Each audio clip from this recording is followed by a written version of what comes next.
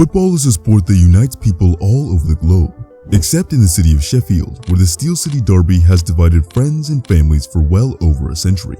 Separated by only a few miles, these neighbours make up one of England's best and most underrated rivalries. And to help tell this story, I've collaborated with Dan from the Wednesday Week and Ollie from the Sheffield United Way.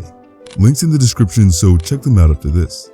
These creators live on either side of the derby and will help explain just how much it means. But first, we need to go back to the mid-1800s, when football was taking its first steps as a sport. During this time, Sheffield was coined the birthplace of football, thanks to the founding of Sheffield FC. A decade later, another club called the Wednesday emerged in Sheffield. It was initially formed to keep the Wednesday Cricket Club players fit during winter. But their success was so impactful that they became a singular entity, triumphing in local cup competitions, gaining admittance to the FA Cup, and earning the respect of other teams. Though they'd need to start paying if they wanted to keep the respect of their players. Professionalism in England had just been legalized in 1885, so in 1887, the Wednesday began paying their players a few shillings per match. That same year, they settled at Olive Grove Ground after playing matches at 3 different stadiums, none of which had great facilities, so high-profile matches were taken to Bramall Lane, which was a bit of an icon in Sheffield. It was the city's largest stadium, originally open for cricket matches, and would be a keystone in a new era of football. And there's no better example of that than this. Though cricket was more popular in England, the stadium's record crowd came for a football match, the city's first ever FA Cup semi-final. The turnout convinced the board that having a football club was a good idea, and thus the city's third club was born, Sheffield United. By the way, if you're enjoying this video, please remember to like and subscribe. You know the saying, good fences make good neighbors? Well, in this case, not even good fences could have made these neighbors like each other. And mostly because Wednesday fans were upset, viewing the move as an invasion of their territory. Even worse, this new rival occupied the city's closest thing to a landmark. The stage was set for one of the world's fiercest derbies. It was now just a race to see who would be the dominant force in Sheffield, beginning with their first match. Sheffield United traveled to Olive Grove, hoping to assert their dominance early doors. But in front of 10,000 fans, Wednesday put their rivals to the sword in a 2-1 victory. This fixture became known as the Steel City Derby, representing the city's hard-working and resilient culture, industry, and the fierce nature of their meetings. Fast forward to 1951, and there was no question who was the better club. The Blades, as Sheffield United became known, had only finished 5 times in the top 4 of the First Division. The Owls, on the other hand, a nickname coined by Wednesday's move to Allerton Stadium, had finished 10 times in the top 4, and major trophies were a similar story, 5 for the Blades, 10 for the Owls. At the time, Wednesday was simply the better team. With all this in mind, anyone would have thought a meeting between the two would go something like this. A hard-fought 90 minutes ending in an inevitable win for the Owls. But they would have been sorely mistaken, as September 8, 1951 would go down as perhaps the biggest upset in the derby's history. The Owls went up 1-0 early on in the match, but the Blades were quick to respond, bringing the score to 2-1 before halftime. Wednesday's Dennis Woodman then equalized, increasing the tensions in Bramall Lane. Minutes later, United re-established their lead and went on to completely dismantle their opponents. As if on cue, the final whistle signaled an eruption of cheers inside the stadium. The Blades had downed their rivals 7-3. This match remains etched in the archives of the derby, but it did little to disrupt the overall balance of power, as in the following decades, it was Wednesday who asserted their dominance, consistently outperforming their rivals. True revenge came nearly a century after their first meeting, in the 100th Steel City Derby. For weeks the game had been built up as a South Yorkshire Cup final, but with the capacity crowd expected, could it also mean the sort of crowd trouble which almost inevitably accompanies such occasions? It was a historically low period for the rivals, as the Blades joined the Owls in the 3rd Division, but that had no impact on the intensity of the match or the number of fans in attendance. The city shook as nearly 50,000 fans flooded Hillsborough to witness the first Steel City Derby in almost a decade, and they were in for an exciting match. After about half an hour, Ian Miller unleashed an unsavable strike, giving his side the lead and lifting the Owls off their feet. United immediately looked to bounce back as they saw a shot crash off Wednesday's crossbar. However, their luck was set to run out as a kick to the chest saw medics carry off United's captain. And as if things couldn't get worse, the Owls capitalized, scoring 2 goals in 2 minutes. To top things off, United's keeper took Curran down in the box for a penalty, and with the atmosphere around him, he was never going to miss. This iconic day in the lives of Wednesday supporters birthed one of the club's most nostalgic chants.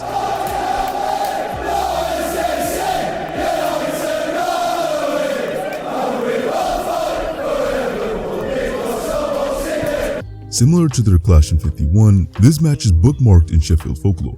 But unlike that 7-3 thrashing, this result changed the course of the rival seasons.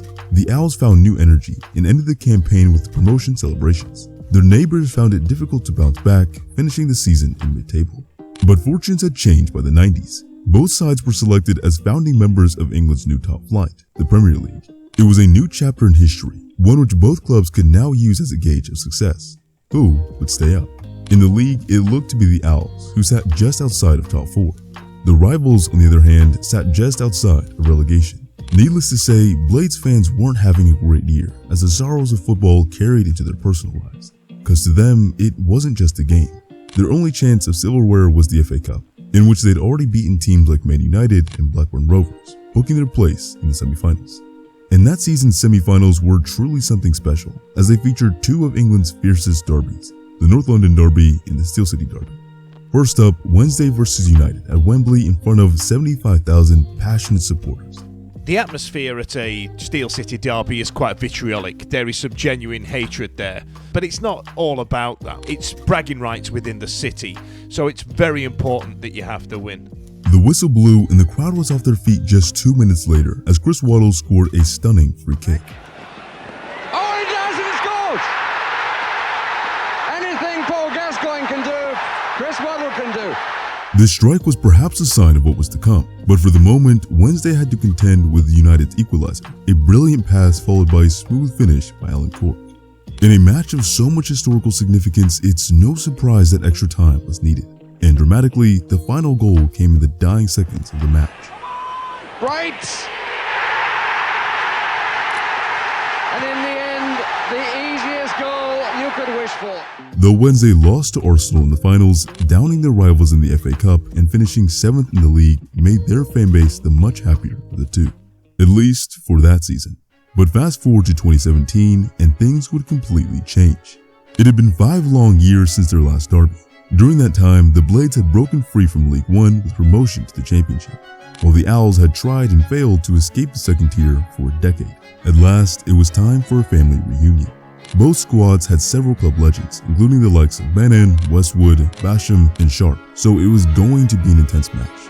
The game kicked off at Hillsborough, and once again, seating proved to be a formality, as fans celebrated an early goal. It's rolled for Fleck to hit it! Oh! A stunning start! Soon after, Liam Clark found himself through on goal and slotted the ball past the keeper. It was a move made worse by the fact that Clark used to be an Owl. But everyone knows 2-0 is a dangerous scoreline, and Wednesday proved that to be true, firing home a well-placed strike just before halftime. Wednesday substitute Lucas Zhao etched his name into the score sheet, bringing the game level for the first time. Oh, and it will reach Zhao! Devastating finish! And as his strike beat the keeper, the stadium shook from the crowd's continuous bounce. Everyone was on their feet, jumping up and down, chanting, and willing their team forward. It was a true embodiment of Sheffield, unbridled passion and a love for the game. But drunk with excitement, nothing could have prepared the fans for what would happen next. We all thought this was it. We've blown it. We were 2-0 up and we've gone and blown it. Jesus, they're coming at us now. These are a good team. What are we going to do? And what are we going to do indeed? Only 2 minutes later, Mark Duffy played a 1-2 with Clark, beat his man for pace, sold him twice with fake shots, and blasted a strike into the upper left-hand corner. And almost as soon as Wednesday's celebrations had started, they came to a halt and were replaced by an equally emphatic crowd donning the red and white. The game wasn't over, but the goal dealt a devastating blow to the hosts, who ended up losing 4-2. And Duffy's contributions earned him the nickname, the Bounce Slayer. But as much as passion and hatred have been the focus, this rivalry is more than that. I feel that Sheffield Wednesday needs Sheffield United.